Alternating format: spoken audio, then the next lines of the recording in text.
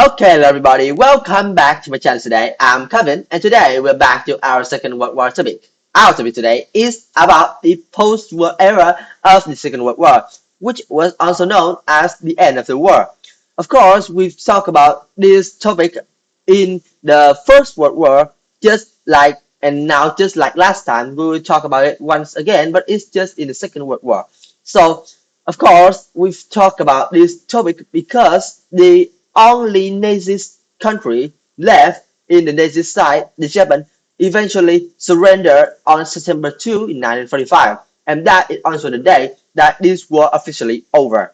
And the end of the war was marked by a huge display of military might, in other words, military power in the Tokyo Bay for the Allies. As the Japanese delegation left the USS Missouri, there's 450 US aircraft in type formation flew over the assembled Allied warship. It was a fitting symbol that the US military strength, more than anything else, proved it was worthy to won the war against the Japanese. And now, with peace in declared, I mean, with peace declared in both the West and the East, which means the Europe and Asia, the world faced an uncertain future with many casualties need to be measured and how that will need to change, or the government that in the winner side, which means the allies need to change about the belief of the Nazi citizens and how that each country's government will deal with those who had captured by the enemies and being prisoners for all those years. News of the end of the fighting already provoked delirious scenes in the major cities of the victorious nations, aka USA. In New York, 2 million people converged in Times Square. In London, a giant conga line stretched around the Piccadilly and Oxford Street. And in Japan, people cried openly for their humiliated nation. The citizens of Germany contemplate their new circumstance in dazed despair. Until 1943, most German civilians has prospered from the fruits of the Nazis. And now, after 2 years around this clock pumping and invasion from east and west, they were left in a devastated country. The most immediate and major problem was what to do with the millions of people that were uprooted. In Germany, there were 5.5 million Soviet citizens who need to be sent home since they were being taken as slaves and prisoners. Among them also having soldiers who had fought for the Nazis and faced certain execution at home as traitors.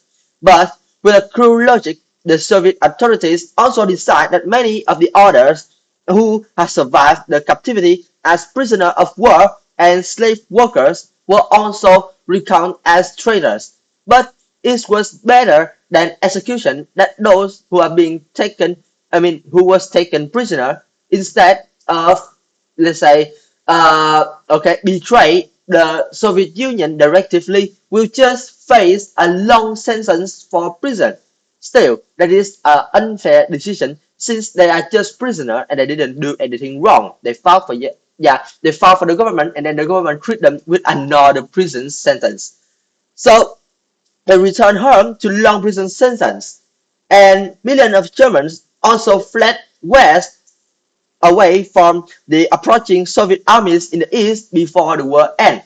So in the months before and after the end of the war, as many as 2 million of these refugees from the Germany has died of starvation, exhaustion, and disease. Representatives of the old regimes were rounded up, and of course the Soviets shot any Nazi official from the rank above major, partly in reprisal for the Nazi practice of executing the Soviet citizens and soldiers wherever they have, and of course it includes mostly the communism. And in France, there is also 120,000 invaders. Those were punished, and of course, those who collab with these invaders were also being sentenced as well. And that's to prove that In European countries, there is also sentence for those who cooperate with the enemies during the wartime. And there is another 2,000 were executed because of, let's say, uh, a better, or I mean, a worse betrayal for the French government, and another 50,000 or so who escaped from the official judgment of the government back then was murdered in the years after the war. In Japan and Germany, people loyal to their former regimes faced a re-education. The reason for this was very clear.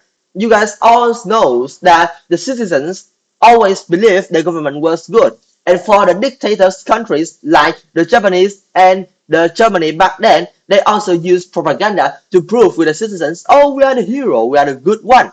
And of course, after years of fighting side by side and providing goods for the military, the citizens eventually believed that.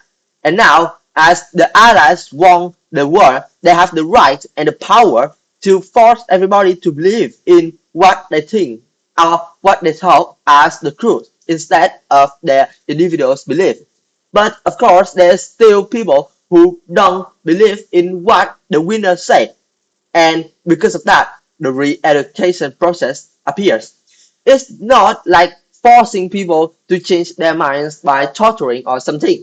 It's just that the allies will show these citizens who believe in their government what they did with a prisoner, especially with Germany. Those citizens who believe in Hitler and his, and his regimes were being taken to the, yeah, concentration camps and other places. And of course, they're not being taken as prison. They're just, let's say, witnessing it, right? And for example, the citizens were taken to see the victims of nearby concentration camps and also shown films of recently liberated death camps such as Auschwitz. With the fighting over, there's also another problem that must be solved. That is calculating the casualties. It was now possible to begin to estimate the human cost since the war was officially over and there will be no more casualties being counted into this event. Most historians accept the war claimed at least 50 million cost of life. The Soviet Union suffered the wars with 50% of life, and in that, there's just shockingly only 3% of Soviet citizens and soldiers who in the age between 19 and 23 survived.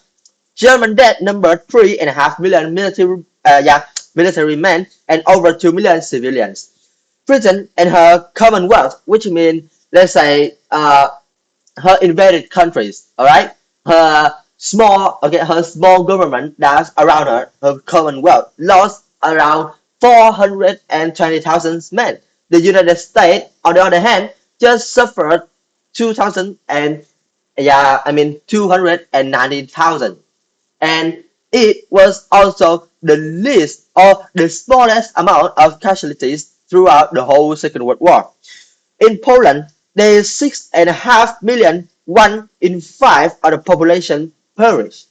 3.5 million of these were Jewish victims in the Holocaust caused by dictators Hitler in his concentration camps and death camps, especially Auschwitz and the others famous. So that's all I want to talk to you guys today about the end of the war. How that the government stopped with the citizens, those who are still uprooted, those who being taken as prisoner and slave, those who, let's say, betrayed the government and cooperate with enemies, and how that the historians calculate and measure the casualties of the war overall this year to, let's say, to show up to the, the history of the, let's say, later or the future generations, and also the re-education process for those who still believe in their old Nazist regimes. And that's all I want to talk to you guys today. Thank you for listening, and I'll see you guys in my next video. And now I think it's time for us to say goodbye then. See you. Bye bye.